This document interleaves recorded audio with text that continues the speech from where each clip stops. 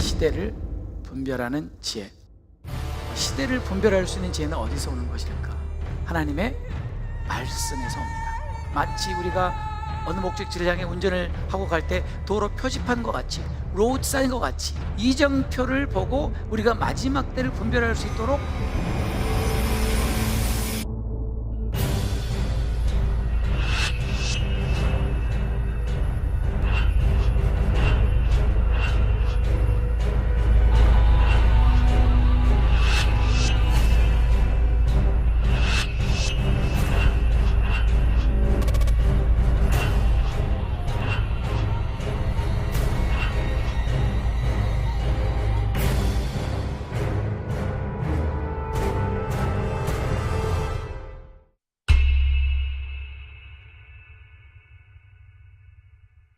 시대를 분별하는 지혜는 하나님의 말씀에서 옵니다. 예수님께서 야, 너희들이 저녁에 하늘이 붉으면 날이 참 좋겠다. 아침에 하늘이 붉으면 오늘 날이 굳겠다. 야, 너희들은 천계는 잘도 분별하면서 이 시대의 표적은 분별할 수 없느냐? 하루하루 먹고 살기가 바쁘기 때문에 더욱 시대를 분별할 줄 알아야 되는 것입니다. 그렇다면 우리는 매일의 일상의 그 액티비티 속에 완전히 빠져가지고 도대체 주님이 지금 무슨 일을 하는지를 까마득하게 잊어버리고 모르다가 그날을 놓치는 일이 있기 때문에 그런 거예요.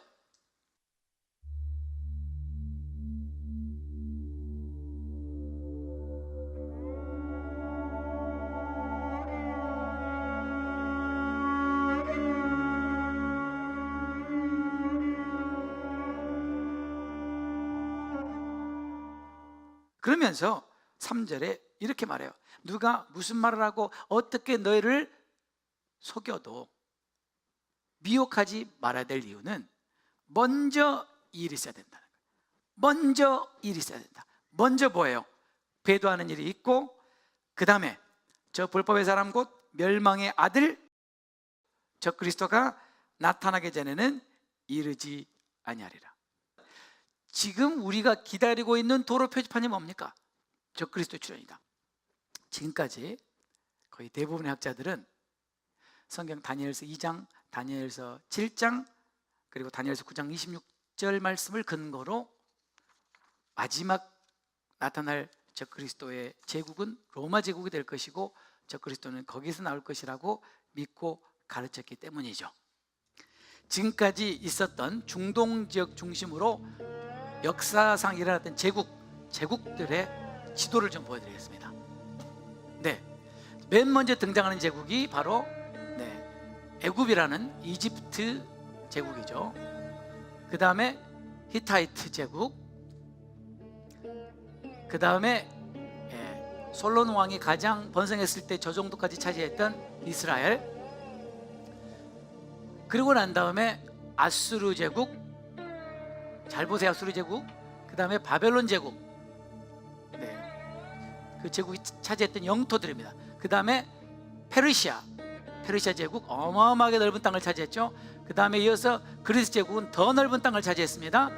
그리스 제국을 뒤이어서 로마 제국이 등장했는데 로마 제국은 완전히 유럽 쪽으로 처져 있죠. 중동이 아니라, 보이세요? 그 다음에 비잔틴 제국, 동로마. 그런 다음에 사사니드 제국은 페르시아 제국의 후신이라고 보시면 됩니다. 그 다음에 이 캘리페이트, 이게 바로 이슬람 제국의 시작입니다. The Caliphate, 굉장히 넓은 땅이죠. 보세요 잘.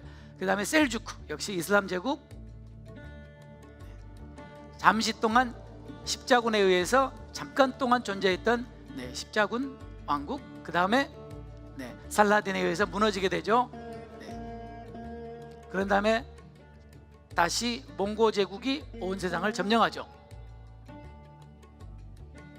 그리고 나서 등장한 제국, 이게 바로 오토만 제국입니다. 이 지도들이 지금까지 있었던 제국들이 차지했던 영토를 보여주는 건데, 그 영토를 여러분들이 봐야 오늘 말씀을 이해할 수 있기 때문에 먼저 보여준 겁니다. 이 표는 그 유명한 다니엘서 2장에 나오는 신상, 다니엘서 2장에 나오는 그 신상에 관한 것, 다니엘서 7장에 나오는 네 짐승에 관한 것, 계시록 17장에 나오는 7머리에 관한 것입니다. 자, 네 짐승, 사자는 바벨론이다 가르쳐 주시고, 두 번째 곰은 메데바사라고 가르쳐 주시고, 그 다음에 표범은 그리스라고 가르쳐 주시죠. 그런 다음에 흉악한 네 번째 짐승을 보여주시는데, 네 번째 짐승은 답을 안 해주세요. 단지 그냥 아주 흉악한 네 번째 짐승이 나온다, 거기에서 10뿔이 나오게 된다, 이렇게 얘기를 하고, 계시록 17장에는 바로 첫 번째 머리부터 7번째 머리까지 이렇게 나오고 있습니다. 다니엘서 2장에서 말하는 바로 그 철로 만들어진 그 제국이 어느 제국이냐? 로마 제국이냐? 또 7장에서 말하는 네 번째 짐승이 바로 로마냐? 여기에 대해서 우리가 성경을 한번 살펴보려고 하는 것입니다. 자, 첫 번째 다니엘서 2장을 보면 2장에 33절에 그 종아리는 철이요 그 발은 얼마는 철이요 얼마는 진흙이다. 또 왕이 보신즉 사람의 손으로 하지 아니하고 뜨인 돌이 신상의 철과 진흙의 발을 쳐서 부서뜨리매 때에 철과 진흙과 놋과 은과 금이 다 부서져 여름 타작마당에 겨같이 되어 바람에 불려 간 곳이 없었고, 우상을 친 돌은 태산을 이루어 온 세계에 가득하였습니다. 넷째 나라는 강하기가 철 같으리니 철은 모든 물건을 부서뜨리고 이기는 것이라. 철이 모든 것을 부수는 것 같이 그 나라가 문나라를 빠을 것이다. 원어를 번역해 보면 이렇게 나옵니다. Crush all the others, 또는 NASB에는 Crush and break all these, 이렇게 나옵니다. 여기서 all these 또는 all the others는 바벨론, 그 다음에 페르시아, 그리스를 말합니다. 이 모든 제국을 다 부서뜨리고 빠을 것이다. 그래서 여기서 쓰는 단어가 부서뜨리고 빠은다는데, 이것은 산산이 부숴버린다는 뜻입니다. 그러면 정말 이게 로마 제국인가? 먼저 지리적으로 살펴보면 로마는 한 번도 메데나 바사 제국이 정복한 지역에서 5분의 1밖에 정복을 못했고, 이슬람 왕조, 이슬라믹 캘리페이트라고 합니다. 그것은 칼리프가 다스리는 나라를 말하는데, 칼리프는 이슬람에서는 모하메드의 후계자, 모하메드의 계승자를 칼리프라고 합니다. 캘리페이트라는 말은 바로 그 모하메드의 후계자인 칼리프가 다스리는 왕조 나라를 캘리페이트라고 하는데, 우리말로 굳이 번역하자면 왕조, 왕국, 제국 이렇게 말할 수 있습니다. 근데 아까 우리 지도 보셨지만 이슬람 제국은 바빌론, 메데바사, 그리스의 모든 제국의 그 영토를 다 차지했습니다. 아까 완전히 부숴버렸다, 산산조각을 냈다. 이걸 우리가 어떻게 해석할 것인가? 로마 제국은 역사가 증명하듯이 굉장히 관대한 제국이었습니다. 로마 제국은 점령한 나라들의 종교의 자유를 보장했습니다. 로마에 반역하지 않는 한은 로마는 아주 관대한 나라였습니다. 반대로 이슬람 제국은 완전히 묵사발을 만들었습니다. 이슬람 제국이 들어간 나라는 그 나라 언어도 못쓰게 하고, 문화를 완전히 도말해버리고, 그리고 종교의 자유 박탈하고 오직 이슬람만 믿어야 했습니다. 로마 제국은 지금 다니엘서 2장과 7장에서 말하는 그 모습과 거리가 멀다는 거예요. 자, 이슬람 종교에 대해서 말씀드리겠습니다. 이슬람은 총체적인 종교입니다. 무슨 말이냐면, 이슬람은 개인의 삶을 100% 완전히 통제해버립니다. 이슬람은 개인에서 끝나지 않고 공동체 전체의 삶을 완전히 통제합니다. 개인 종교가 아니라 법적, 사회적, 정치적, 군사적 모든 영역을 다 다스립니다. 이것은 모슬렘이 강조하는 샤리아법이 강력하게 강요되고 복종되는 곳에서만 가능하다는 걸 알기 때문에 모슬렘이 들어가면 이들은 이 샤리아법을 강요합니다. 모슬렘은 두 번째로 영토를 주장하는 종교입니다. 모슬렘에 따르면 이 세상은 두 영역으로 나눠져 있다고 합니다. 하나는 평화의 땅, 하나는 전쟁의 땅. 평화의 땅은 어떤 곳이냐? 모슬렘이 이미 들어가서 샤리아의 법 아래에 있는 땅을 평화의 땅이라고 하고, 전쟁의 땅은 아직 그러지 않고 알라의 통제 아래 속하지 않은 땅은 전쟁의 땅이라고 합니다. 이슬람은 세 번째로 제국주의 종교입니다. 이슬람은 그들 자신의 영토를 보호하는 것뿐만 아니라 과거 이슬람의 영토를 되찾는 것, 그리고 새로운 영토를 정복해야 된다고 믿습니다. 그 방법은 침략 또는 침입입니다. 이슬람은 전투적인 종교입니다. 여러분 들어보셨어요? Holy War, 거룩한 전쟁. 거룩한 전쟁을 정당화합니다. 그들은 종교적인 유익을 위해서 육체적인 힘과 무기를 사용할 것을 허락하는 지하드를 믿습니다. 지하드 들어보셨나요? 이것은 이슬람 종교 6번째 기둥에 해당하는 것으로 알라의 뜻에 복종하기 원하는 모든 자들의 절대적 의무라고 가르칩니다. 이슬람은 비타적인 종교입니다. 다른 종교를 결코 허용하지 않습니다. 건물도 이슬람 사원만 허용합니다. 금요일에는 경찰을 동원해서 이를 중지하고 기도에 참여하도록 강요합니다. 코란에서는 불신자들에게는 냉혹한 선택을 요구합니다. Convert or die, submit or perish. 선택은 두 가지밖에 없습니다. 이런 성격을 다 봤을 때 진짜 그 네 번째 나라, 그 네 번째 짐승이 로마 제국이냐? 로마 제국이 둘로 나눠졌으니까 여러분 다리는 둘이잖아요. 그래서 그럴 거라고 생각했는데 그건 제가 조금 이따가 그런지 제가 설명을 해드릴게요. 그러면 다니엘에서 보면 네 번째 제국이 소멸하는 장면이 나오는데, 네 번째 제국이 이 뜨인 돌, 결국 예수 그리스도의 이 나라가 다리를 때려가지고 순식간에 바벨론, 페르시아, 그리스, 그리고 이 모든 나라가 완전히 분해돼서 없어지는 것이 나오는데, 그러면 로마 제국이 없어지면 그동안 있었던 모든 제국들이 없어지냐? 그렇지 않고 여전히 그 전의 제국들의 영토는 남아있는 거예요. 그러니까 로마 제국이 될 수가 없다는 거죠. 이 네 번째 짐승 또는 이 철의 나라가 로마 제국 믿는 이유 중에 하나가 동로마 서로마가 나눠졌다는 거예요. 고 봐라, 로마가 둘로 딱 나눠지지 않냐? 그러니까 다리가 딱 두 개 딱 짝이 맞지 않냐? 그럴까요? 한번 보겠습니다. 서로마 제국은 주전 27년에 세워져서 주 476년에 망했습니다. 동로마 제국은 주 330년에 세워져서 1453년에 망했습니다. 오토만에게 망했어요. 이슬람 제국에. 결국 이 로마 제국이 서로마부터 시작해서 동로마의 멸망까지는 1480년이란 장구한 기간을 존재했던 제국입니다. 근데 그 1480년 중에 동로마와 서로마가 분열된 상태로 같이 공존했던 시대는 140년밖에 없었습니다. 다시 말하면 서로마가 멸망한 이후, 서로마가 언제 멸망했냐면 476년에 멸망했어요. 그 나머지 1000년 동안은 동로마 혼자 있었어요. 그러면 이걸 정확하게 설명하려면 그 신상은요, 오른발 들고 서 있어야 돼, 한 발로 1000년 동안. 두 번째는 다니엘 7장입니다. 다니엘 7장의 네 번째 짐승. 그 네 번째 짐승을 뭐라고 설명하냐면 7절에 내가 본 넷째 짐승은 무섭고 놀라우며 또 극히 강하며 또 큰 철 이가 있어서 먹고 부서뜨리고 그 나머지를 발로 밟았으며 이 짐승은 전에 모든 짐승과 다르고 또 10뿔이 있다. 근데 여기서 주목해야 될 단어가 뭐냐면 이 넷째 짐승이 너무나 무섭고 놀랍다는 표현입니다. 영어에 terrifying. 따라서 terrifying, terrifying, terrifying. 지금 테러가 어디서 일어나고 있어요? 이 나라가 어떤 나라냐? 여러분, 이슬람이 역사적으로 점령했던 나라들에서 어떤 일을 했는가를 보시려면 지금 이슬람들이 시리아, 이라크에서 무슨 일을 하고 있는지 보시면 딱 그겁니다. 그게 그들이 해왔던 것들이에요. 여러분, 아이시스 사태가 났을 때 제가 여러분들에게 아이시스를 주목하라고 그랬잖아요. 이유가 있어요. 제가 조금 설명할 거예요. 지금 이 아이시스 때문에 여러분 뉴스를 열어보세요. 전 세계가 경악하고 있습니다. 테러파잉하고 있습니다. 전 세계가 지금 드레드하고 있습니다. 제 말이 안 믿으신다고요?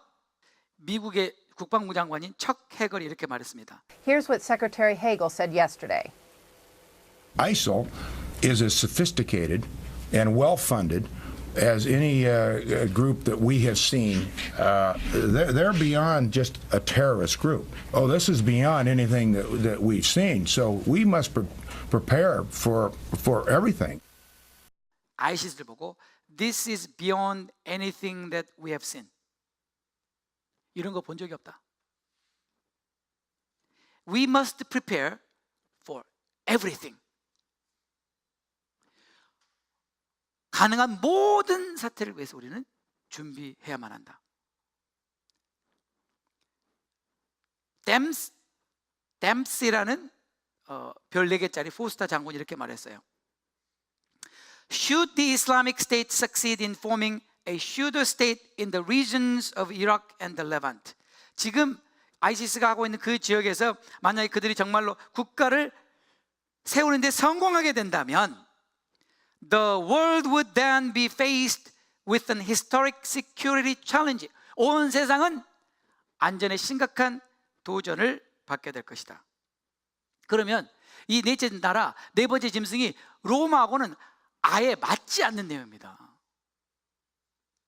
이걸 가장 잘 설명해 주는 게 이슬람이에요. 세 번째로 로마 제국일 수밖에 없다라고 결정적인 단서가 다니엘서 9장 26절입니다. 한번 읽겠습니다. 62일의 후에 기름 부음을 받은 자가 끊어져 없어질 것이며 장차 한 왕의 백성이 와서 그 성읍과 성소를 회파할 것이다. 그 한 왕의 백성, 그 왕, 그때 당시에 베스파시안 황제의 백성, 로마 군인들이다. 그렇기 때문에 이 네 번째 나라, 네 번째 짐승은 로마라고 굳게 믿었다는 거예요. 주 15년에 아우구스투스 로마 황제가 전무후무한 개혁을 단행합니다. 그게 뭐냐면 이제부터는 로마 군인들을 뽑을 때 이탈리 사람들을 뽑을 게 아니라 로마가 점령한 그 지역 사람들을 뽑는다. 이게 개혁입니다. 그때부터는 로마 출신 이탈리안 군인들로만 구성된 군대라고는 황제와 장군들의 숙소를 지키는 근위대 외에는 모든 로마의 군대는 로마 이탈리 사람들과 이방인들이 섞이기 시작했습니다. 더군다나 예루살렘을 공격했던 그 로마의 군대는 대부분이 이방인들이었습니다. 로마 역사가 타키투스가 이렇게 그의 글을 썼어요. 디도 장군은 유대 지방의 5군단, 10군단, 15군단의 3개의 군단을 창설했고, 어디에 창설했다고요? 유대 지방. 그럼 유대 지방에 창설했으면 누가 그 군인들이 돼야 되겠어요? 유대 지방에 살고 있는 사람들이 군인으로 모집을 받겠죠. 시리아에서 온 12군단과 알렉산드리아에서 뽑은 18 및 3군단 출신의 군인들을 추가했다. 또한 임시로 고용된 강력한 아랍 파견대가 동행하였는데 이들은 유대인을 증오하는 자들이었다. 유대 역사가 요세푸스의 글을 읽겠습니다. 베스파시안 황제는 그 아들 디도 장군을 예루살렘을 함락하도록 보냈고, 디도 장군은 시리아에서 로마 군대를 모았다. 상당히 많은 숫자의 보조군들을 시리아 부근의 왕들로부터 모았다. 아라비아 왕, 자, 아라비아가 어디죠? 오늘 사우디.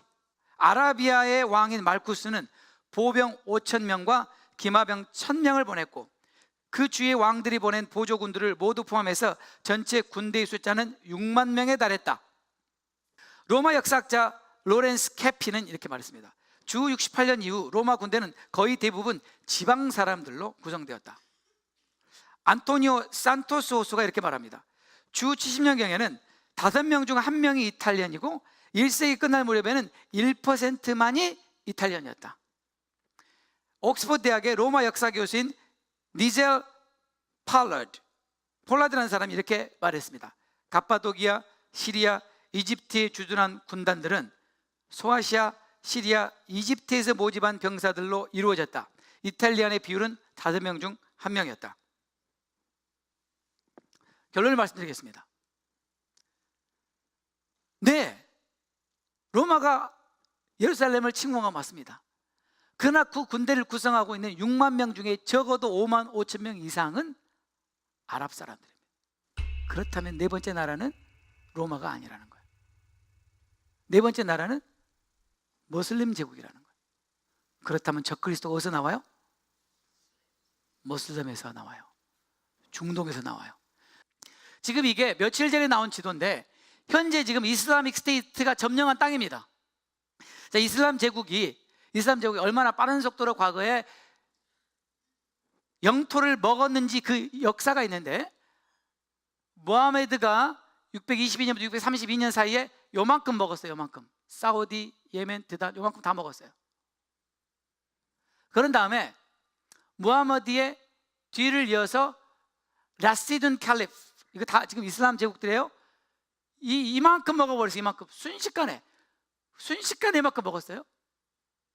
그 다음에 우마야드 왕조 때 이걸 먹었어요. 다. 이렇게 불과 622년부터 750년 사이에 이걸 다 먹어버린 거예요. 이렇게. 이게 역사적으로 있었던 일이에요. 근데 이들은 공공연하게 꿈꾸고 있는 그들의 포부, 야망인데, 그게 뭐냐면 다음 주도 그들은 이만큼을 먹겠다고 지금 매일 5번씩 기도하고 있습니다. 보이세요? 지금 여기는 아프리카의 절반을 먹어버리는 것입니다. 아라비아 다 먹고요, 네, 중앙아시아를 다 먹었습니다. 다. 네, 그리스까지 다 먹었죠. 스페인까지 먹었죠.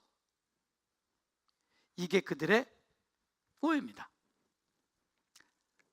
그들은 이 땅에 이슬람 캘리페이트를 반드시 세우기를 결단하고 있습니다.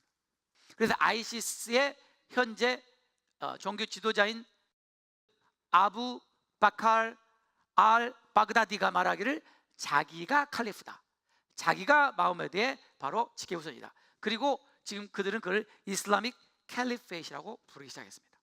My next guest, a controversial Muslim cleric in London, has advocated for Britain to become an Islamic state and follow Sharia law.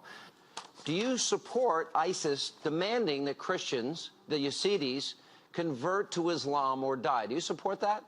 Do you support ISIS telling Christians, the Yazidis, in Mosul, northern Iraq, that they must convert to Islam, pay a tax, or die? What do you think of that? And I'm just asking, do you support the concept of an Islamic caliphate of either convert or die? Do you support that? It's a simple question. Why don't you just tell the truth what you believe? Can I answer? There's nothing called ISIS anymore. There's a Khalifa. I'm saying that the Sharia will be implemented in the whole world. Sharia is the so promise you, of the that's what Messenger you want. Muhammad You want that. Thank you. You sallallahu answered my alayhi wa question. You want a Of course we do. We worldwide want the Sharia of the Islamic whole world. Of course we caliphate. do. Of course Worldwide we do. Islamic We want a caliphate. worldwide Islamic yes, caliphate. Alhamdulillah. And you want Yes, this is what Allah Islam wants, to rule the and this has world, been promised by the Messenger and Muhammad sallallahu infidels alayhi should be wa sallam. destroyed and done with. Infidels goodbye. You will be liberated from the shackles of man-made law. Let me tell you. 지금 이 팍스 뉴스 앵커가 이 런던 이마음에게 하는 말이, 너희들이 지금 전 세계적인 이슬라믹 캘리페이트를 지금 세우려고 하고 그것이 사실이냐고 이제 물어봤을 때 나중에 이마음이 뭐라고 하죠? 그게 모하메드가 애언한 거라고 그러잖아요. 그리고 결국 온 세상에 샤리아 법을 다 적용하게 하는 게 그들의 목적이라고 하잖아요. 들으셨어요? 근데 샤리아 법이 뭔데요? 샤리아 법은 개종할래 죽을래, 이게 샤리아 법이에요. 그래서 이 앵커가 물어보는 거예요. 지금 아이시스가 크리스찬들을 죽이면서 개종할래 죽을래 이걸 지지하느냐? والله العظيم لنطهر الجزيرة منكم يا أيها الأنجاس ولنفتح البيت المقدس منكم يا أيها اليهود ولنفتح روما كنحن كبني إسحاق لنفتح روما والأندلس بإذن الله تعالى.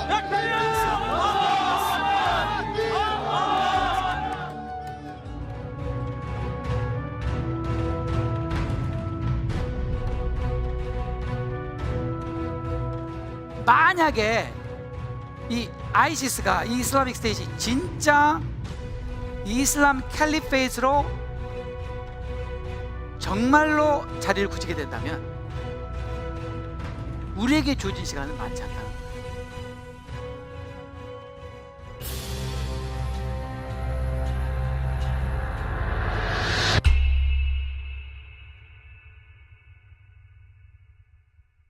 (24절에) 이 열불은 이 나라에서 일어날 열왕이요, 열왕. 그런데 그 후에 또 하나가 일어날, 또 하나 왕이 일어나리니 그는 먼저 있던 자들과 다르고 새 왕을 복종시킬 것이다. 그가 장차 말로 저기 높으신 자를 대적하며 또 저기 높으신 자의 성도를 괴롭게 할 것이며 또 때와 법을 변개코자 할 것이며, 따라하십시오. 때와 법을 변개코자 할 것이며. 여러분 방금 이 영상 보셨죠? 자, 영국의 런던의 이맘이 뭐라고 그래요? 우리는 온 세상에 무슨 법을 적용한다고요? 샤리아 법. 제가 지난주에 여러분에게 말씀을 드렸는데 여러분 기억나시는지 모르겠어요. 영국이라고 하는 나라 안에, 영국은 어느 나라 법으로 지배당해요? 영국 법으로. 그런데 그럼에도 불구하고 영국 안에는 영국 법 지배를 받지 않는 족속들이 있다는 거예요. 이게 아랍 사람들인데 그들은 영국 정부에 압력을 넣어서 우리는 우리 종교적인 법인 샤리아 법을 따를 테니까 우리로 하여금 이 법을 따르게 해주고 영국 법을 해서 우리를 면제시켜달라고 했으면 그게 시행되고 있다고 말씀드렸죠. 자, 이런 게 가능하냐는 거예요. 어디만 그래요? 머슬럼만 그런다. 근데 지금 다니엘에서 뭐라고 말했냐면 이 적그리스도 나라가 되면 때와 법을 변개시키려고 한다는 거예요. 때와 법을 바꾼다는 거예요. 그들은 반드시 그들이 정복한 나라의 샤리아 법을 강요합니다. 안 지키면 죽입니다. 그러면 여기서 말하는 때와 법을 변개하고자 하는 것은 이슬람 제국밖에 없어요.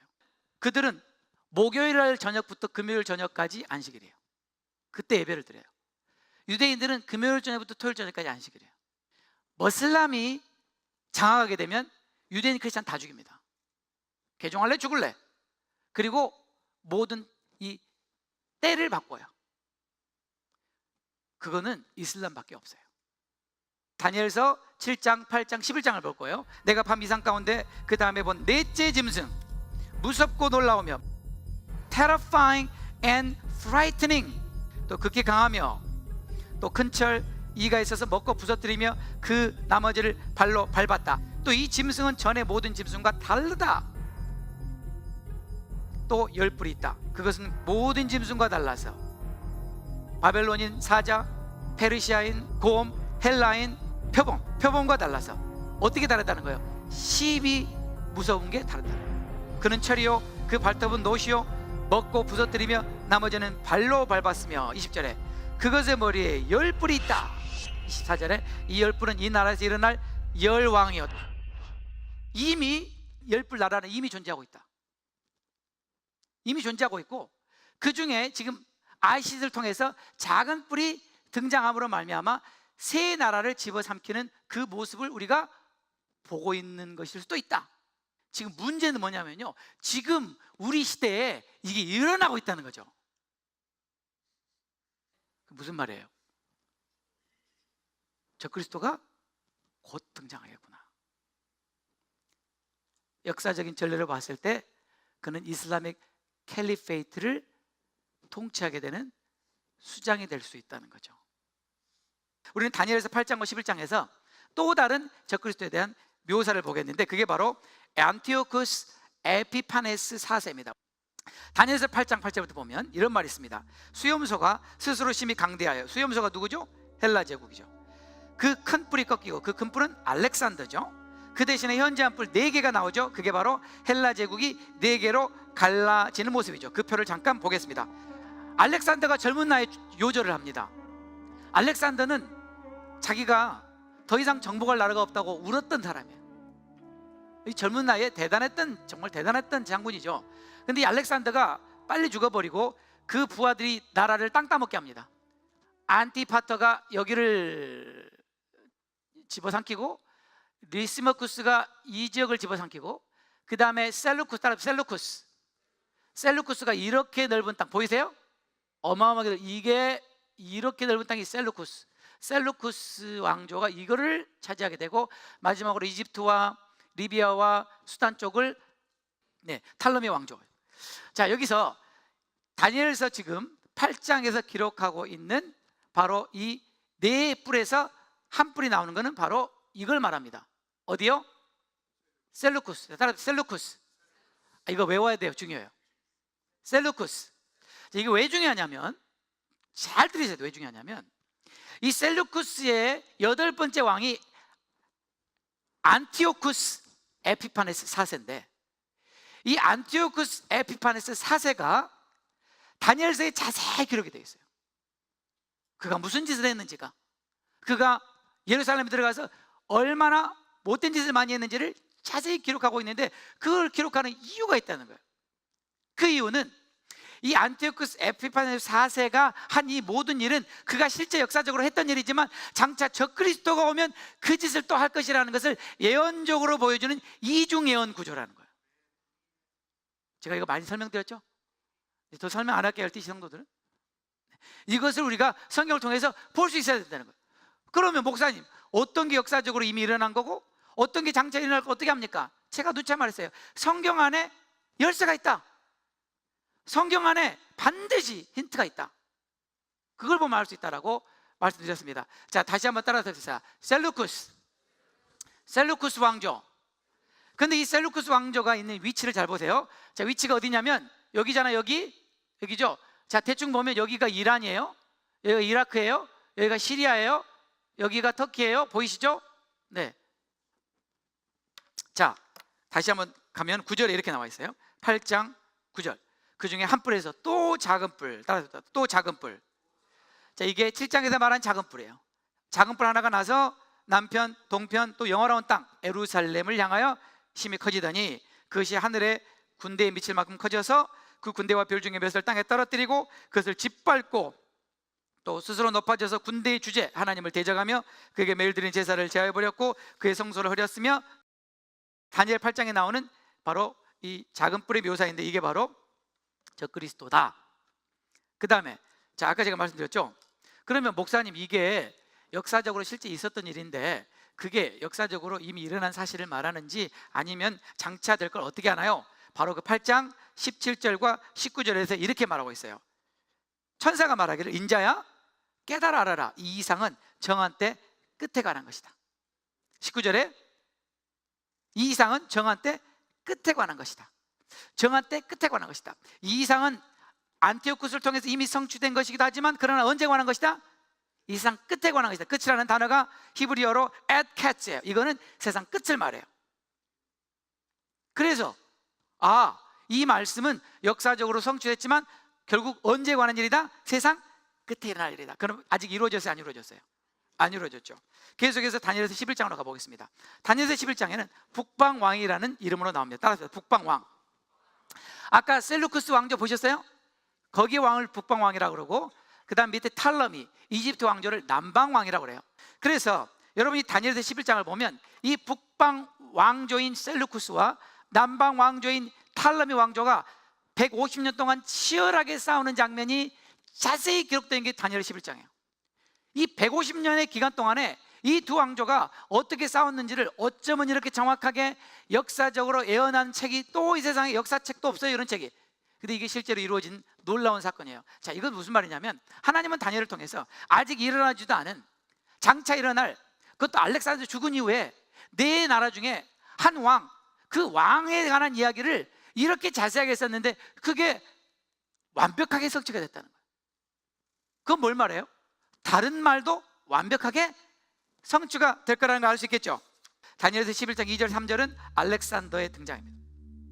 그 다음 5절부터 20절은 아까 말씀드린 것처럼 셀루쿠스 왕조와 탈러미 왕조가 150년 동안 대립하고 전쟁하고 싸웠던 얘기예요. 그 다음에 21절부터 25절이 안티오쿠스 4세의 행적이 구체적으로 기록됩니다. 21절부터 35절 이 긴 장을 안티오쿠스 4세 이야기를 하고 있는 거예요. 그리고 거기서 끝나지 않고 36절부터 끝절 45절까지 오직 안티오쿠스 얘기밖에 안 해요. 그러면 다니엘은 하나님께서 주신 비전이니까 왜 안티오쿠스 4세 이야기만을 이렇게 자세히 하고 있을까? 이유가 있지 않겠습니까? 그 이유가 뭐냐?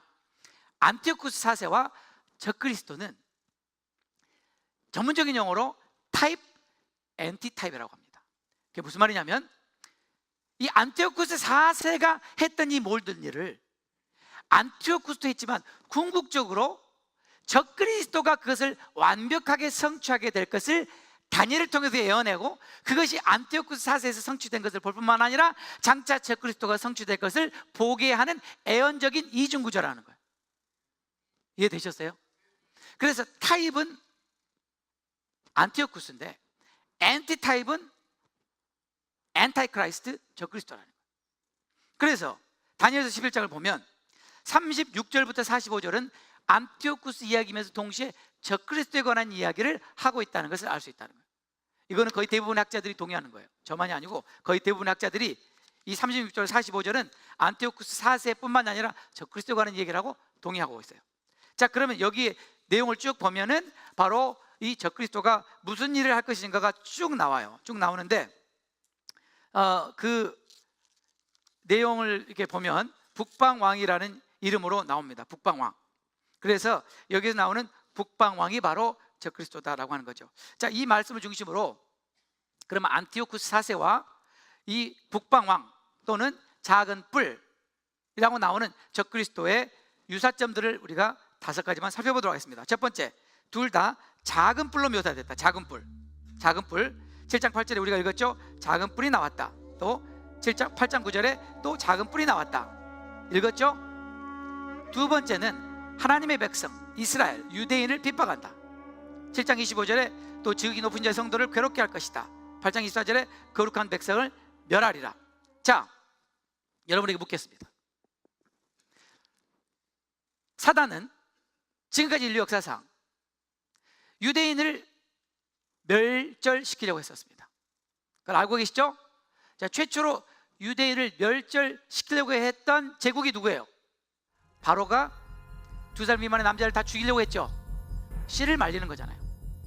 씨를 말려버리는 거예요. 사내를 2살 미만 다 죽여버리는 거예요. 유대인을 멸절시키려고 했다. 거기서 끝나지 않고 아까 말한 에스더 시대의 하만이라고 하는 아주 못된 분이 이스라엘 민족을 다 죽이려고 했죠. 그렇죠? 기억나시죠? 거기서 끝나지 않고 예수님 탄생 직후에 헤롯을 통해서 사내를 다 죽이겠죠. 이렇게 해서 계속해서 원수는 제국을 사용해서 살았죠. 제국을 사용해서 유대인을 멸절시키려고 했습니다. 이것은 역사입니다. 역사, 팩트예요. 그런데 똑같은 일이 홀로코스트에 일어났어요. 600만 명을 죽였어요. 히틀러는 유대인들을 씨를 말려야 한다고 했던 사람. 그것도 제국을 사용했어요. 지금 우리는 마지막 때 주님 오시기 직전 온 세상을 정복하게 될 이슬람 제국이 일어나는 걸 눈앞에 보고 있습니다. 이거는 이미 과장도 아니고요, 이미 지금 알만한 사람들은 다 그렇게 인정하고 있습니다. 지금 이슬람 제국이 일어나게 되면 무슨 일이냐, 그들은 반드시 누구를 멸절하려고 할까요? 또 이스라엘과 유대인들을 멸절하려고 한다는 거예요. 왜 그럴까요? 예수님이 다시 오시는 것을 막기 위해서. 원수 마귀는 예수님의 초림을 막기 위해서 유대인을 죽이려고 했지만 실패했습니다. 이제 원수 마귀는 예수님의 재림을 막기 위해서 다시 한번 유대인을 멸절시키려고 합니다. 그 멸절시키려고 하는 도구가 이슬람 제국이라는 거예요. 역사는 반복됩니다. 동일한 역사는 또 반복될 거예요. 이거를 우리는 정말 분별할 수 있는가? 계속해서 보겠습니다. 이 적그리스도는 강한 얼굴을 하고 있다. 8장 23절에 stern face라고 말하죠. 7장 20절에 imposing look, 그 말은 얼굴에 철판을 깔았다는 뜻입니다. 전혀 눈 하나 깜짝하지 않는다는 거예요. 어떤 잔인한 일을 하고도, 사람 목을 베고도 눈 하나 깜짝하지 않는다. 그 다음에 네 번째로는 그의 권세는 사단이 준 것이다. 사람이 준 게 아니라 사단이 준 권세다. 8장 24절, 그 다음 계시록 13장 14절. 그 다음에 이 적그리스도는 속임수에 능하다. 거짓말 그 자체입니다. 이슬람 종교가 그렇듯이. 그래서 그는 거짓말로 사람들을 속이고 나라까지 먹는다는 얘기가 나오죠. 8장 25절, 8장 23절. 다시 말하면, 제가 지난번에 잠깐 설명했지만 이 급진주의 이슬람은 자기 힘으로 될 때는 정복합니다. 힘으로 안 될 때는 어떻게 한다고 그랬죠? 속여서 들어간다는 거예요. 그래서 그 속에서 서서히 잠식해서 힘이 길러지면 먹어버리는 거예요. 그게 지금 영국이 겪고 있는 것입니다. 영국에 지금 일어나고 있죠. 교만하고 거만하다. 장차 말로 지극히 높은 자를 대적합니다. 스스로 큰치합니다. 만행왕을 대적합니다. 그 다음에 마지막으로 거짓 평화를 통해 목적을 이룹니다. 11장 21절에 그가 평화한 때를 타서 그 나라를 얻을 것이다. 8장 25절에 평화한 때의 마른 물을 멸할 것이다. 다니엘 9장 27절에 한 일 동안에 언약을 정한 다음에 절반에서 그 언약을 깨버린다. 자, 무슨 말이에요? 이번 주 금요일 날 여러분들에게 말씀드렸어요. 지금 하마스의 전쟁을 통해서 이스라엘 백성들의 마음이 지칠 대로 지쳐 있어요. 그들이 원하는 것은 전쟁이 아니고 뭐예요? 평화예요. 그러나 앞으로 이런 일들은 계속 일어나게 될 거예요. 그러다가 완전히 목에 차서 그들이 뭘 원해요? 평화를 원하게 될 때 그들은 적그리스도와 7년 피스 트리디를 맺게 될 것입니다. 3년 반 동안 지키는 척 했다가 갑자기 돌변해서 나머지 3년 반을 멸절을 시키는, 그때 스가랴 12장 14장 계시록 후 3년 반의 대환란을 통해서 이스라엘의 3분의 1이 죽습니다. 이게 성경에 기록된 내용이죠. 자, 이런 역사들이 우리 눈앞에 지금 펼쳐지고 있는데, 제가 오늘 이런 이야기를 하는 이유가 뭐냐면, 과연 다니엘서에 기록된 이 말씀이 우리 시대에 성취되고 있는가 하는 것이죠. 과연 이게 우리 시대에 성취되고 있는가? 만약에 정말 이 말씀이 우리 시대에 성취되고 있다면 정말 정신 바짝 차리고 주님 오실 길을 준비해야 될 때이죠.